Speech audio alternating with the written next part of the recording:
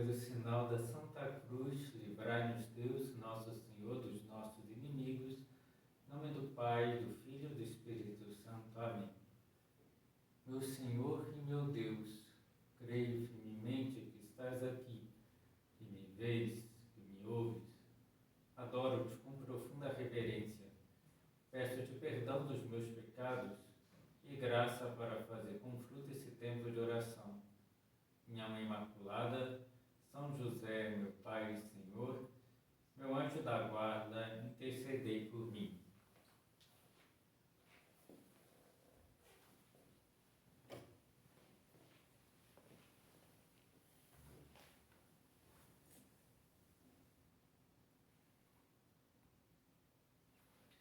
Nesse recolhimento sobre o santo do cotidiano, São José Maria Escrivá, fundador do Opus Dei, nós estamos fazendo uma ficção, uma imaginação, em que imaginamos uma mesa redonda com diversos personagens da história, de épocas distintas, com mentalidades diferentes, que fazem perguntas comprometedoras a São José Maria.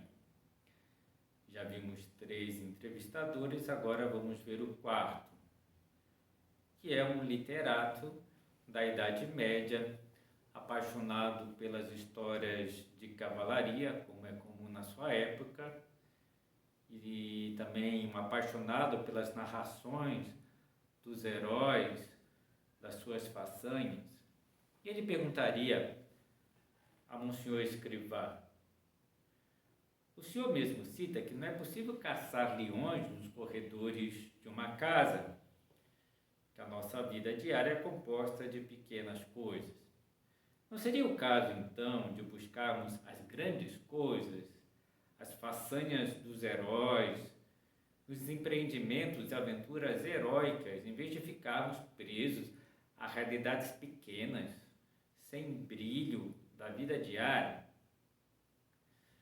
Talvez São José Maria o respondesse: como o senhor é um amante da cavalaria, eu vou contar uma história que eu vi de um filho meu sacerdote. Conta-se que na época da Guerra das Duas Rosas, o rei Ricardo III da Inglaterra teve que enfrentar o seu rival Henrique, conde de Richmond, numa batalha em que jogava a sorte da coroa. E antes do combate, Ricardo enviou um lacaio seu ao ferreiro para verificar se o seu cavalo já estava pronto.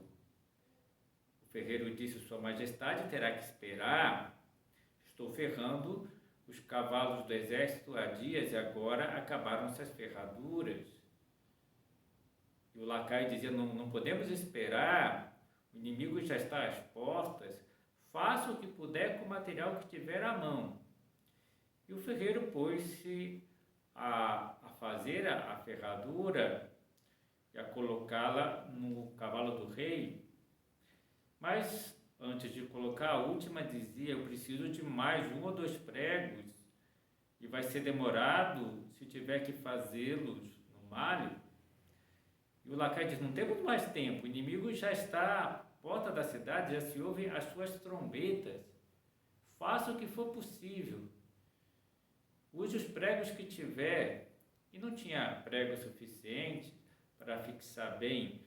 E o lacaio perguntou: mas vai cair? Não posso garantir se vai cair ou não vai cair. E assim vai o cavalo do rei Ricardo para a batalha.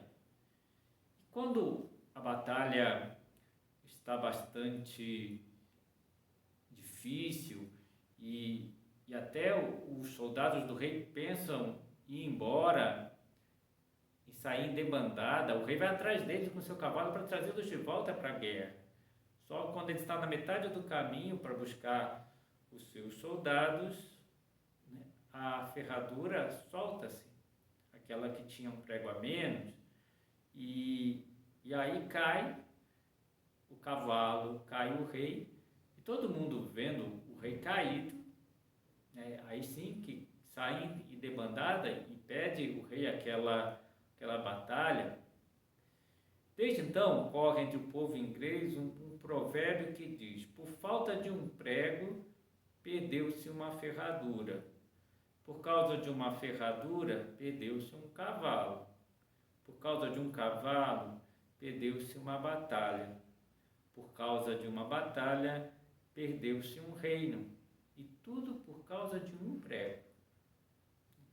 Assim ocorre sempre na vida. O pequeno tem uma grande importância.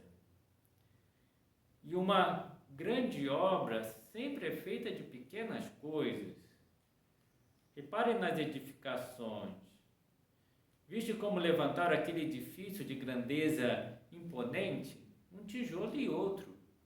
Milhares, mas um a um. E sacos de cimento, um a um. E blocos de pedra, que são bem pouco ante a mole do conjunto, e pedaços de ferro, e operários trabalhando dia a dia as mesmas horas. Viste como levantaram aquele edifício de grandeza imponente? À força de pequenas coisas. E São José Maria nos diria: tenho para mim que a santidade grande está em cumprir os pequenos detalhes de amor que Deus nos pede a cada instante. Tanto que escrevi: queres de verdade ser santo? Cumpre o pequeno dever de cada momento, de cada instante. Faz o que deves e está no que fazes.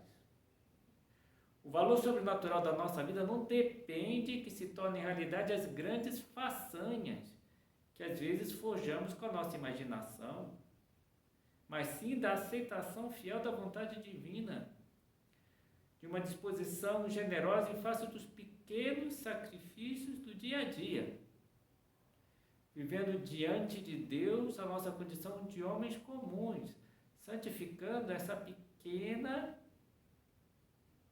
e aparente normalidade, essa aparente pequenez. O quinto entrevistador, podemos pensar que é um político, que admira a vida pública, despreza a vida oculta e a vida privada.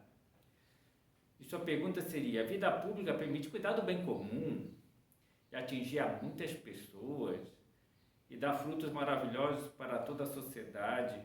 Por que então esse enfoque tão grande na vida privada, se ela tem pouco alcance e se influi pouco na sociedade? E que São José Maria responderia a esse político que só se preocupa com o bem comum? Penso que responderia: Deus nos espera cada dia no laboratório, na sala de operações do hospital, no quartel, na cátedra universitária, na fábrica, na oficina, no campo, no seio do lar, em todo o imenso panorama do trabalho. Eu costumava dizer àqueles universitários, aqueles operários que me procuravam lá pela década de 30, que tinham que saber materializar a vida espiritual. Queria afastá-los assim da tentação tão frequente naquela época e agora de levar uma vida dupla. A vida interior, a vida de relação com Deus por um lado, e por outro diferente e separada, a vida familiar, a vida profissional, a vida social, cheia de pequenas realidades terrenas. E diria a esse político, São José Maria, da mesma forma, não podemos separar vida pública e vida privada. Não pode haver uma vida dupla. Não podemos ser esquizofrênicos se queremos ser cristãos. Há uma única vida, feita de carne e espírito. E essa tem que ser na alma e no corpo santa e plena de Deus. Desse Deus invisível que nós encontramos nas coisas mais visíveis e materiais. Não há outro caminho. Ou sabemos encontrar o Senhor na nossa vida de todos os dias, ou não encontraremos nunca. Por isso posso afirmar que na nossa época precisa devolver às situações aparentemente mais vulgares o seu nobre e original sentido, pondo a serviço de Deus, fazendo delas meia ocasião de nosso encontro contínuo com Jesus Cristo. E nessas ações pequenas, diárias, transborda a transcendência de Deus, talvez houvesse uma réplica, né, desse político, mas que repercussão isso tem na vida dos outros? E São José Maria diria: as nossas qualidades, as nossas virtudes sempre têm repercussão na vida dos demais. Uma virtude não fica só para nós. Não tem nenhuma virtude que fomenta o egoísmo, redunda na vida dos outros. E nós, com as nossas virtudes, vamos santificando o mundo. E nós, na vida econômica, universitária, profissional, social, levamos os nossos valores cristãos. E todos nós nos sentimos solidários com os outros. E há uma comunhão do santo além disso. Ninguém luta sozinho. Ninguém é um verso solto, costumo repetir. De modo algum, ou nos ajudamos mutuamente ou nos prejudicamos. Todos somos elos de uma mesma cadeia. Sustentamos os demais com a nossa luta por santificado nas pequenas realidades da nossa vida. E se há pessoas que vivem esse espírito em todas as profissões, em todos os ofícios, o mundo pode ser de Deus. Se em cada lugar a pessoa se santifica o seu ambiente, leva os valores cristãos ao seu ambiente, o mundo será de Deus. O sexto a perguntar é um religioso, aí já podemos avançar bastante para o século XIII, que deseja que todos os leigos venham a se equiparar aos religiosos, ou participando de uma ordem terceira, uma confraria, e pensa que essa é a solução para a igreja, que todos pareçam religiosos. E sua pergunta a São José Maria seria a seguinte: como é sabido, para a vida contemplativa é necessário afastar-se do mundo. Assim se torna mais fácil a busca da perfeição cristã. Basta observar quantos frutos de santidade deu a vida religiosa. Como o senhor vem agora dizer que é possível ser contemplativo no meio do mundo? Não parece uma contradição e na direção contrária a que sempre se caminhou? Não seria o caso de adaptar a vida religiosa aos leigos? Que São José Maria responderia? Primeiro, eu acho que diria: eu tenho uma grande admiração pelos religiosos, admiro a vida contemplativa, que se dá pelo afastamento do mundo. Mas também sei que muitos religiosos entendem a nossa vida e admiram a nossa vida de contemplativos que se dá no meio do mundo.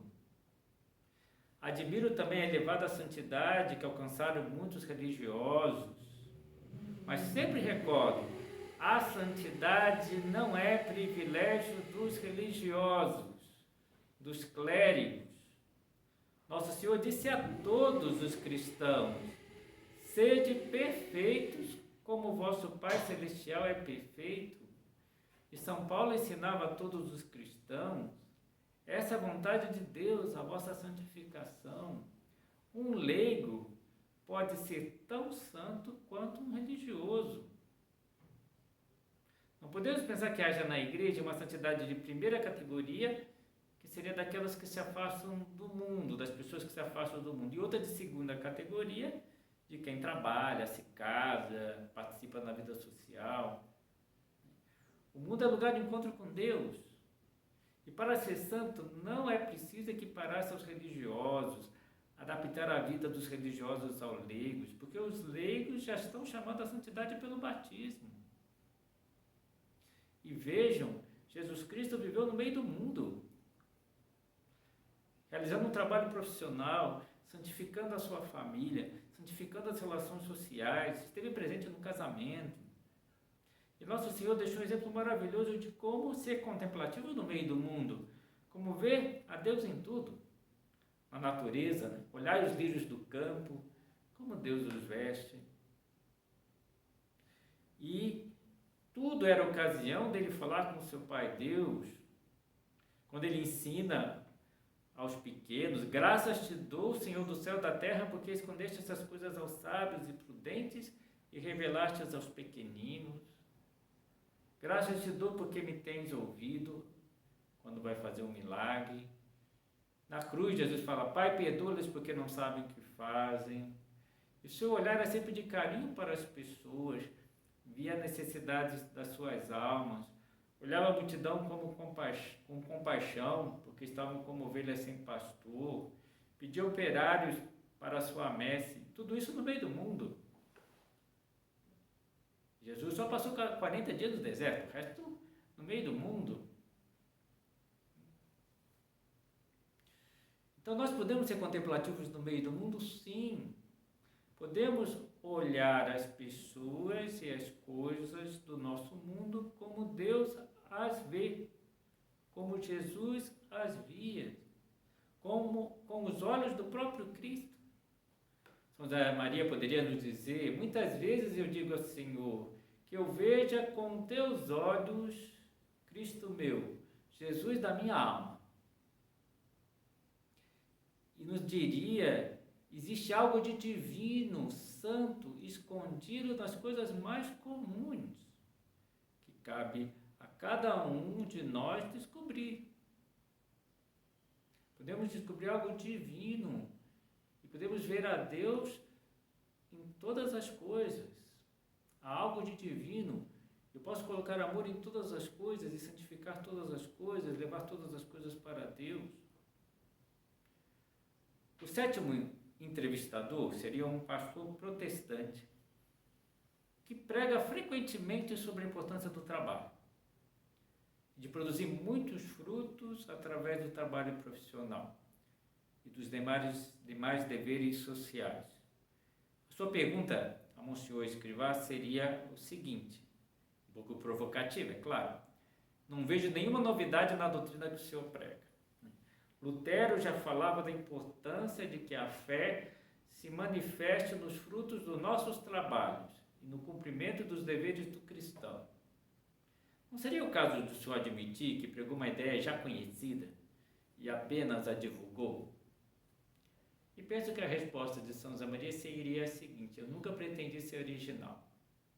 Tenho dito tantas vezes que a mensagem do Opus Dei é velha e nova como o Evangelho. Quando eu fui procurar alguma instituição que tivesse o espírito do Opus Dei, eu não a encontrei. Mas fui encontrar algo muito parecido nos primeiros cristãos comuns e correntes, conscientes da sua chamada à santidade, ao apostolado, dispostos a dar a vida por Cristo. Mas São José Maria também diria: mas devo alertar que não há nenhuma continuidade entre o pensamento de Lutero e o meu. Para Lutero, o trabalho não santifica o cristão. A santificação, por sinal, nem existe para os protestantes, como nós católicos concebemos, como um aumento de graça santificante, de identificação com Cristo. Para Lutero, a justificação é apenas pela fé. Se alguém trabalha é porque crê em Deus, que mandou trabalhar. E a produção dos frutos é simplesmente uma manifestação da sua fé. Mas apenas a fé é que salva para o protestante. E o homem não deixa de ser pecador. Não há aperfeiçoamento, não há identificação com Cristo. Apenas Deus cobre os seus pecados, não os leva em conta. A doutrina católica entende que a santificação é uma verdadeira transformação interior, divinização do homem. Através da divinização e santificação da sua vida, do seu trabalho, o mundo é santificado, o cristão é santificado. E isso não ocorre de forma alguma na doutrina protestante. O último a perguntar seria um padre católico do século passado, já simpatizante da Ação Católica, que está preocupado com a pouca influência da igreja no mundo secularizado. E pensa: nós cristãos temos que nos unir para mudarmos o mundo. E sua pergunta seria: se vê claramente que a hierarquia da igreja perdeu o poder de influência na sociedade. A ação católica propõe que a Igreja estenda a sua influência através de leigos conscientes, engajados, em uma ação católica comum no mundo inteiro. Assim, podemos chegar a diversos lugares que a Igreja não está chegando, precisamos nos unir. Por que o senhor nunca apoiou a ação católica? Já que o Opus Dei está formado de cristãos conscientes que podiam ajudar tanto nessa forma nova de atuar da Igreja. E que São José Maria responderia, que é próprio do espírito do Opus Dei, porque eu penso que jamais um leigo cristão desce do templo ao mundo para representar a Igreja. O leigo não é o representante da Igreja. E ninguém pode afirmar que as suas soluções políticas, culturais, são soluções da Igreja para aqueles problemas. Não pode ser assim. Isso seria clericalismo, catolicismo oficial, ou como queiram chamá-lo. É violentar a natureza das coisas. Há de difundir por toda parte uma verdadeira mentalidade laical, que deve levar a 3 conclusões. Temos que ser suficientemente honrados para arcar com a nossa responsabilidade pessoal. A minha solução é minha, não é da Igreja. Temos que ser suficientemente cristãos para respeitar os irmãos na fé, que propõem, em matérias de livre opinião, política, cultural, outras soluções diferentes das nossas. Não existe uma única solução. E temos que ser suficientemente católicos para não servir-nos da nossa mãe, a Igreja, misturando a Igreja em partidarismos humanos. O cristão goza de plena liberdade em termos políticos, culturais, sociais. Só não pode aderir a doutrinas que são contrárias à fé e à moral cristã. Então temos que ter liberdade. Uma liberdade responsável.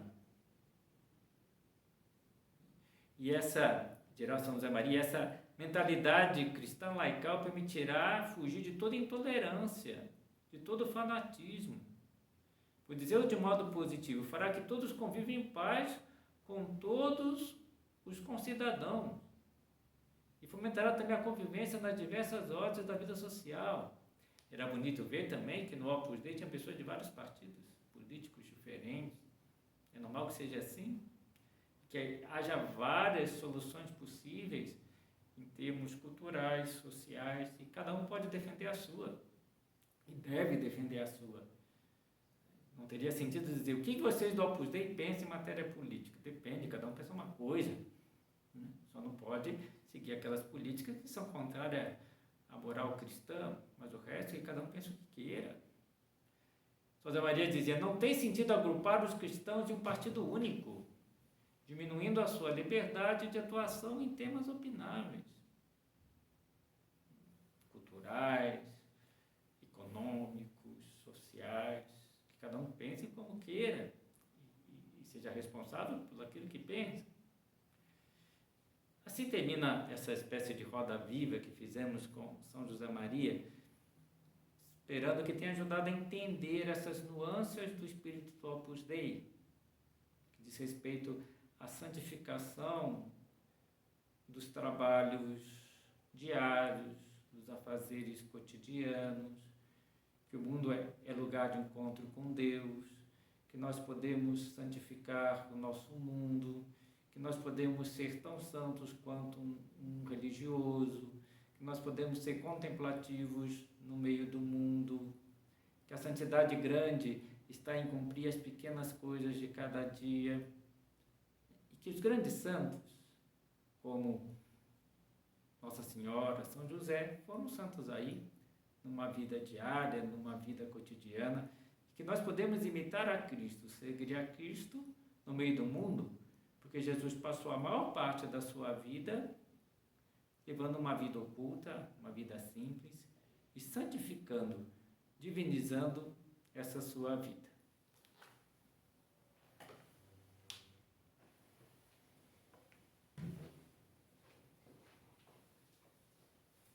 Dou-te graças, meu Deus, pelos bons propósitos, afetos e inspirações que me comunicaste nessa meditação.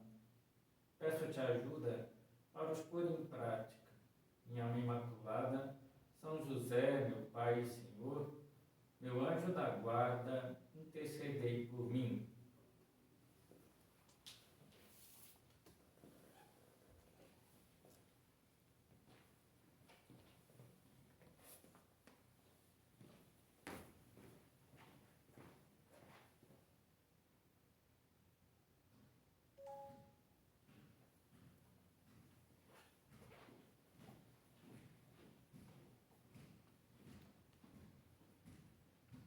Exame.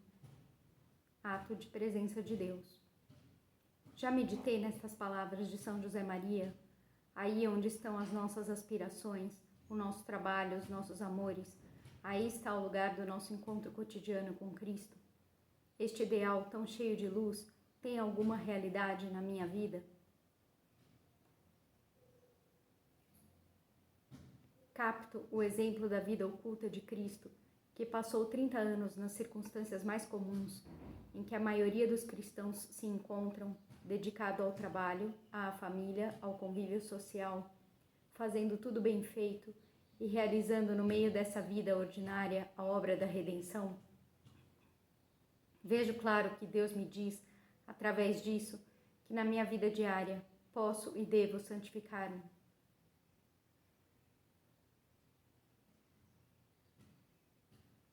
Entendo que Deus me espera nos pequenos deveres de cada dia, pedindo-me que os cumpra com fidelidade, com amor, com perfeição nos detalhes. Encaro cada um dos deveres familiares, profissionais ou sociais como aquilo que são aos olhos de Deus, uma ocasião sempre renovada de amar e de servir a Deus e ao próximo.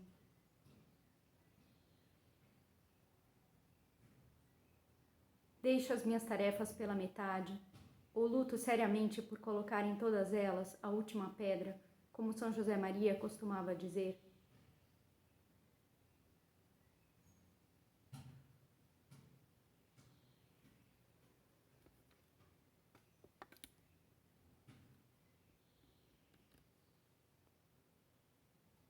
Ao pensar no chamado à santidade e ao apostolado que Deus dirige a cada um de nós, levanto os olhos ao céu, de onde nos há de vir o auxílio, e fomento em mim uma grande esperança.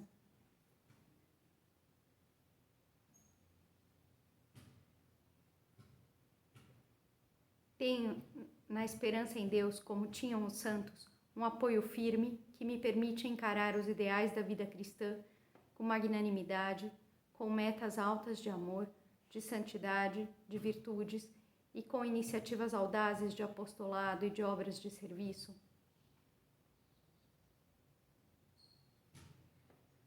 As dificuldades e fracassos momentâneos abalam o meu otimismo. Esqueço que para um filho de Deus sempre é possível nascer de novo, como Jesus dizia a Nicodemos, recomeçar, auxiliado pela graça de Deus, com coragem e confiança.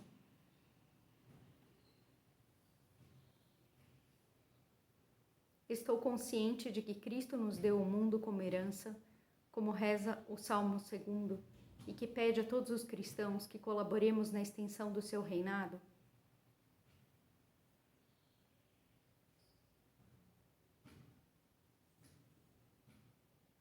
Sinto a responsabilidade de ser fermento na massa, com o exemplo da minha vida, com o calor da minha amizade, com a conversa confidencial que ajuda parentes e amigos a se aproximarem de Deus.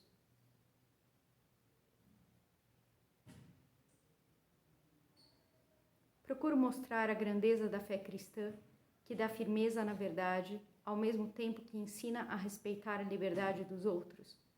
Sei explicar que a liberdade religiosa tem como consequência o direito à livre manifestação da nossa fé na sociedade, à expressão pública e à defesa livre das nossas convicções em todos os âmbitos e níveis sociais, e respeita sempre o direito dos outros a expressar as suas convicções.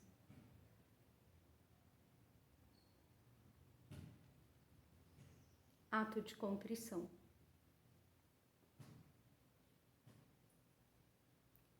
Santa Maria, esperança nossa, escrava do Senhor, rogai por nós.